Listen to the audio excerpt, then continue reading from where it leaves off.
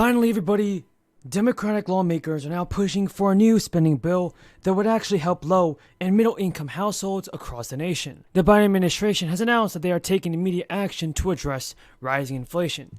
This means more stimulus checks for all eligible people. And everybody, continue watching this video if you want to find out the latest stimulus news on this. Now, lawmakers have finally taken action, as I said, for the people.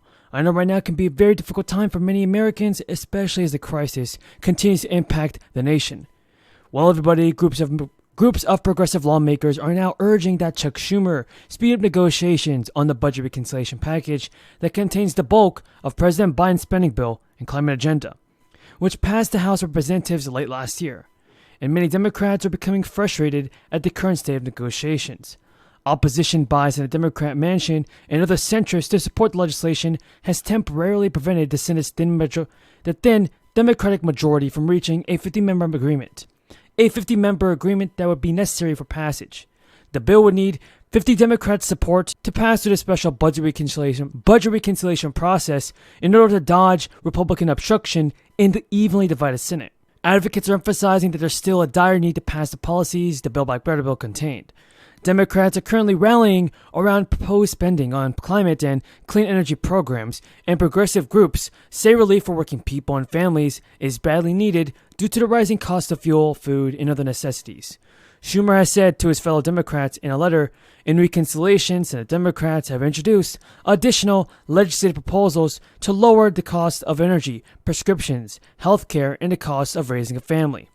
Democrats are focused on delivering on their promise to fight these rising costs, everybody. There is also a coalition of progressive groups that have also released a letter to Schumer. It's called the Reconciliation Package instead of the Build Back Better bill. Now, whether the package will get a new name remains to be seen. Regardless, progressives are pushing Democrats to pass as much of the original package through the Senate as possible, which may require breaking up the bill into smaller individual pieces of legislation. In a letter to Biden this week, a group of House Democrats said that $555 billion in climate investments included in the House-passed bill could serve as building blocks to restart negotiations. The lawmakers wrote, responding now will protect American families and businesses against the most devastating financial impacts. But the longer we wait, the more expensive it will be to transition at the speed required. And we will have incurred billions of dollars in damages and harm to our communities, infrastructure, environment, and public health. So here's some breaking news, everybody. The IRS has announced that it has issued more than 45 million tax refunds worth around $152 billion in total. According to a new report, nearly half of all Americans expect refunds for this season, providing a needed financial boost for a large percentage of filers. The average payment is currently $3,352 through March 11th, $537, larger than last year's $2,815. The latest filing season statistics come amid a tough period for the IRS, which is still digging out from tens of millions of unprocessed individual returns from last year. So while the agency issues most refunds within 21 days, several factors may cause delays, including paper fill returns, payments by mail, errors, or returns affected by theft.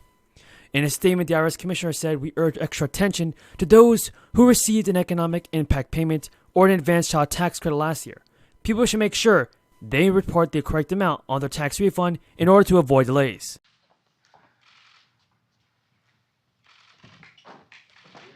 Hello, everyone. Hello.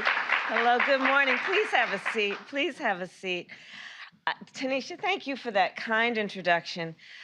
She and her family, her husband, have been so courageous in telling their story and really speaking up and speaking out to help fix a terribly broken system. Tanisha, I'm talking about you.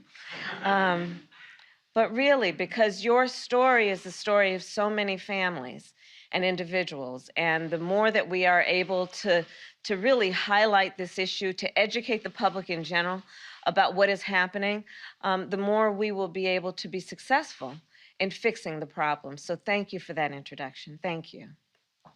So today we are joined by the Secretary of Housing and Urban Development, the great Marcia Fudge. I'm going to go off script and say that this is a real national leader. In her years in the United States Congress, she was always fighting for families, for working families, and for homeowners. As the Secretary of HUD, This has been personal to her to push through the bureaucracy to make this a priority, and it will benefit so many people who deserve to be seen. So thank you, Secretary Fudge, for all that you do. Thank you. Thank you. We are also joined by the Director of our Domestic Policy Council, Ambassador Susan Rice. Thank you for your leadership. And a group of homeowners who have been leaders in speaking against the injustice of appraisal bias. So thank you all for being here. So imagine a young couple that saves enough money to put a down payment on a home. The day they pick up the keys is a day of excitement and pride. That day, they own a piece of America. That home, they know, will be the foundation on which that family builds their future. As that home increases in value, that couple can count on that equity to help put a child through college. Do we turn our backs on struggling working families, or do we respond to their pain?